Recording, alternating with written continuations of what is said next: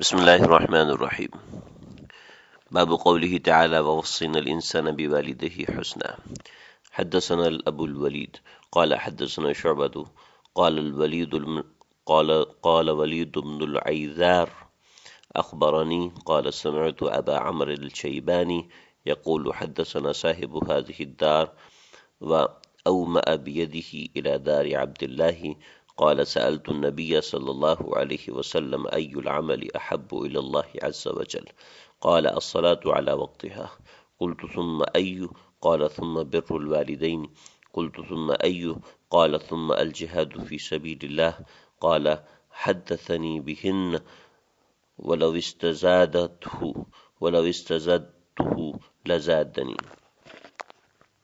حضرت عبداللہ بن مسعود رضی اللہ تعالیٰ عنہ بیان فرماتے ہیں کہ میں نے نبی کریم صلی اللہ علیہ وسلم سے سوال کیا کہ کون سا عمل اللہ کے نزدیک سب سے زیادہ محبوب ہے؟ فرمایا کہ نماز کو اس کے وقت پر ادا کرنا۔ پھر میں نے عرض کیا کہ اس کے بعد اور کون سا عمل اللہ کے نزدیک سب سے زیادہ محبوب ہے؟ فرمایا کہ والدین کے ساتھ نیک سلوک کرنا۔ میں نے پھر عرض کیا کہ اس کے بعد کون سا عمل ہے؟ آپ نے فرمایا کہ اللہ کے راستے میں جہاد کرنا۔ حضرت عبداللہ بن مسعود رضی اللہ تعالیٰ عنہ فرماتے ہیں کہ حضور اقدس صلی اللہ علیہ وسلم نے میرے سوال پر ان تینوں اعمال صالحہ کا ذکر خصوصیت کے ساتھ مجھ سے فرمایا۔ اگر آپ سے اس سے بھی زیادہ دریافت کرتا تو آپ صلی اللہ علیہ وسلم برابر جواب دیتے جاتے۔ صحابہ کرام رضی اللہ علیہم اجمعین کیونکہ اعمال میں بہت زیادہ حریص تھے اور یہ چاہتے تھے کہ ہم ایسے اعمال زیادہ سے زیادہ کر گزریں جس سے اللہ تعالیٰ کے نزدیک اور اللہ تعالیٰ کے محبوب بن جائیں۔ اس بنا پر حضرت عبداللہ بن مسعود رضی اللہ تعالیٰ عنہ نے حضور اقدس صلی اللہ علیہ وسلم سے یہ سوال کیا کہ اللہ کے نزدیک کون سے اعمال سب سے زیادہ محبوب ہیں؟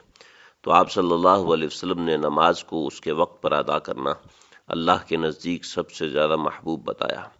نماز ہر مسلمان پر فرض عین ہے۔ نبی اکرم صلی اللہ علیہ وسلم کا معمول تھا کہ جو شخص مسلمان ہوتا سب سے اول اس کو نماز سکھائی جاتی۔ پھر دوسری حدیث میں نبی اکرم صلی اللہ علیہ وسلم نے ارشاد فرمایا ہے کہ اللہ تعالیٰ نے عبادات میں سب سے پہلے نماز کو فرض کیا اور سب سے پہلے اعمال میں نماز ہی پیش کی جاتی ہے اور سب سے پہلے قیامت کے دن نماز ہی کا حساب ہوگا۔ اگر وہ اچھی اور پوری نکل آئی تو باقی اعمال بھی پورے اتریں گے، اگر وہ خراب ہو گئی تو باقی اعمال بھی خراب نکلیں گے۔ حضور صلی اللہ علیہ وسلم کا ارشاد ہے کہ نماز کا چھوڑ دینا آدمی کو کفر سے ملا دیتا ہے۔ ایک جگہ ارشاد فرمایا کہ بندے کو اور کفر سے ملانے والی چیز صرف نماز چھوڑنا ہے۔ ایک جگہ ارشاد فرمایا کہ ایمان اور کفر کے درمیان نماز چھوڑنے کا فرق ہے۔ کتنی سخت بات ہے کہ حضور صلی اللہ علیہ وسلم نماز کے چھوڑنے پر کفر کا حکم لگاتے ہیں۔ پھر ایک اور حدیث میں حضور صلی اللہ علیہ وسلم نے فرمایا ہے جس شخص کی ایک نماز بھی فوت ہو گئی، جس شخص کی ایک نماز بھی فوت ہو گئی وہ ایسا ہی ہے کہ گویا اس کے گھر کے لوگ، اس کا مال و دولت سب چھین لیا گیا۔ گویا کہ نماز کا ضائع کرنا انجام کے اعتبار سے ایسی ہے کہ بال بچے، مال و دولت سب چھین لیا گیا ہے۔ یعنی جتنا خسارہ اور نقصان اس حالت میں ہے اتنا ہی نماز چھوڑنے میں ہے۔ ایک حدیث میں ہے کہ حضرت علی کرم اللہ وجہہ فرماتے ہیں کہ حضور صلی اللہ علیہ وسلم نے ارشاد فرمایا کہ 3 چیزوں میں تاخیر نہ کر، ایک نماز جب کہ اس کا وقت ہو جائے، دوسرا جنازہ جب کہ وہ تیار ہو جائے، تیسری بے نکاحی عورت جب اس کا جوڑ کا خاوند مل جائے تو جلد نکاح کر دینا چاہیے۔ ایک مرتبہ حضور صلی اللہ علیہ وسلم نے نماز کا ذکر فرمایا اور یہ ارشاد فرمایا جو شخص نماز کا اہتمام کرے، یعنی اس کو وقت پر پابندی کے ساتھ ادا کرے، تو نماز اس کے لیے قیامت کے دن نور ہوگی، حساب پیش ہونے کے وقت حجت ہوگی، نجات کا سبب ہوگی۔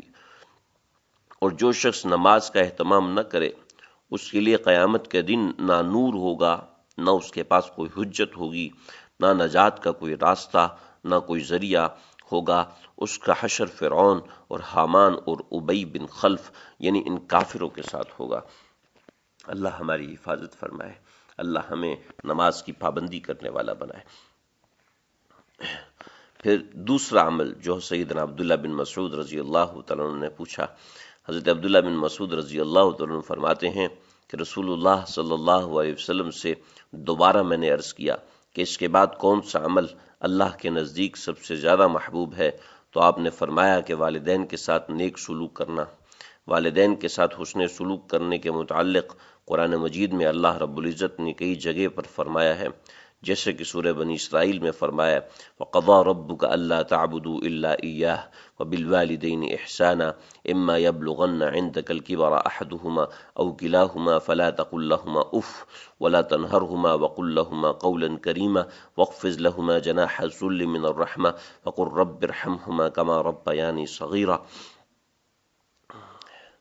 ان آیات میں اللہ نے سب سے پہلے اپنا حق بیان کیا ہے، یعنی میرا حق تم پر یہ ہے کہ خاص کر میری ہی عبادت کرو اور میرے ساتھ کسی کو شریک مت ٹھہراؤ۔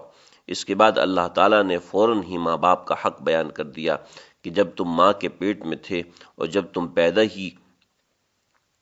پیدا ہی ہوئے تھے تو وہ پورے 2 برس تک تم کو دودھ پلاتی رہی۔ یہ تینوں وقت ماں نے تمہاری پرورش پر کتنی تکلیفیں اٹھائیں۔ جوان ہونے تک ماں باپ ہی اس کی پرورش کرتے ہیں، اگر ماں باپ اس کی پرورش نہ کرتے تو یہ جوانی کی عمر کو نہ پہنچ سکتا۔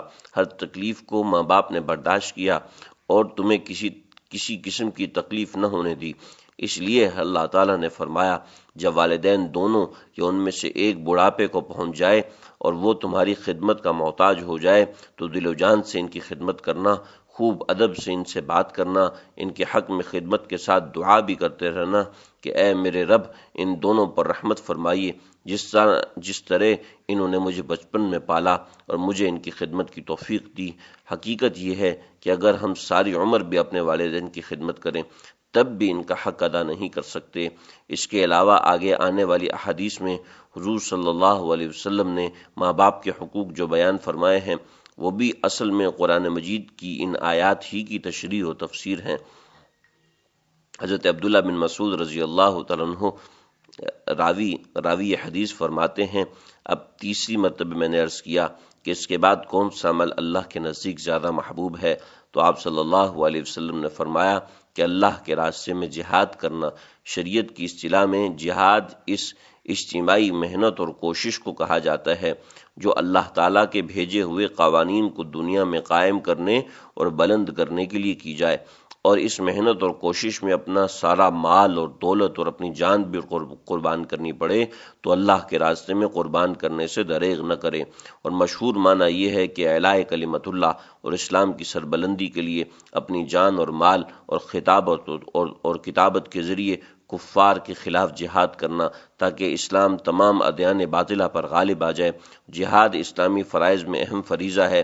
اسلام کا غلبہ اور اقتدار اس کی شان و شوکت کا ضامن یہی ہے، اور یہ حقیقت ہے کہ جب تک مسلمان کفار کے خلاف جہاد کرتے رہے تو دنیا پر غالب رہے۔ جب مسلمانوں نے جہاد کو چھوڑ دیا، موت سے ڈرنے لگے تو کافر طاقتوں نے مسلمانوں کو کچل ڈالا، اور آج مسلمان پوری دنیا میں ذلیل و خوار ہو رہا ہے، ان کا غلام بنا ہوا ہے۔ اس لیے حدیث میں آتا ہے، رسول اللہ صلی اللہ علیہ وسلم کا ارشاد ہے، جو قوم بھی جہاد کو چھوڑ بیٹھتی ہے اللہ تعالیٰ ان پر ایسی آفت بھیج دیتا ہے جو ان سب کو اپنی لپیٹ میں لے لیتی ہے۔ تو آپ دیکھ لیں آج مسلمان پوری دنیا میں کتنی آفتوں میں گھرا ہوا ہے۔ اس کی وجہ صرف یہی ہے کہ ہم نے جہاد کو چھوڑ دیا، موت سے ڈرنے لگے۔ اس حدیث شریف میں جہاد کو اللہ تعالیٰ کا محبوب عمل بتایا ہے۔ جو مسلمان اللہ کے راستے میں اپنی جان کی بازی لگا دیتا ہے وہ آدمی بھی اللہ کا محبوب بن جاتا ہے۔ جس عمل پر جتنی محنت ہوتی ہے اسی قدر اللہ کے ہاں اس عمل کا اجر و ثواب زیادہ ہوتا ہے۔ حدیث شریف میں آتا ہے جو خدا کی راہ میں جہاد کرتا ہے اس کے لیے جنت واجب ہو جاتی ہے۔ اور ایک اور حدیث میں آتا ہے کہ رسول اللہ صلی اللہ علیہ وسلم نے فرمایا جسے راہ خدا میں کوئی زخم آیا وہ قیامت کے دن اسی شان سے آئے گا کہ اس کے زخم سے مشک کی خوشبو مہک رہی ہوگی، اس میں زعفران کا سا رنگ جھلک رہا ہوگا، اس پر شہادت کی مہر لگی ہوگی۔ ایک اور حدیث میں آتا ہے کہ حضور صلی اللہ علیہ وسلم نے فرمایا، اللہ کی راہ میں سرحد کی ایک دن حفاظت کرنا اور دنیا اور جو کچھ دنیا میں ہے اس سے بہتر ہے۔ راہ خدا میں صرف ایک بار کا جانا، ایک بار کا آنا دنیا کی ان تمام نعمتوں سے بڑھ کر ہے۔ اور ایک اور حدیث میں ہے کہ رسول اللہ صلی اللہ علیہ وسلم نے فرمایا ہے کہ دو آنکھیں ایسی ہیں کہ دوزخ کی آگ ان کو چھو بھی نہیں سکتی، ایک وہ آنکھ جو خوف خدا سے روئی ہو، اور ایک وہ آنکھ جو راہ خدا میں پہرا دیتی ہوئی رات گزارتی ہو۔ ایک اور حدیث شریف میں ہے کہ رسول اللہ صلی اللہ علیہ وسلم نے فرمایا، میں تمہیں ایسی رات کی خبر نہ دوں جو شب قدر سے بھی افضل ہے؟ پھر خود ہی فرمایا، وہ رات وہ ہے جس میں ایک پہرا دینے والے نے کسی ایسے خطرے والے مقام پر پہرا دیا ہو کہ اندیشہ تھا کہ وہاں سے اپنے بال بچوں کے پاس واپس لوٹ کر نہ آ سکے گا۔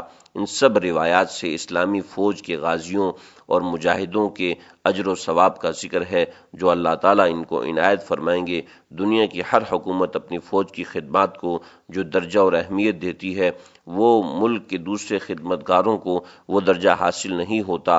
اسی لیے اسلام میں بھی جو مرتبہ اور مقام غازی کا ہے وہ کسی دوسرے کا نہیں ہے۔ اللہ سمجھنے کی، عمل کرنے کی توفیق عطا فرمائے۔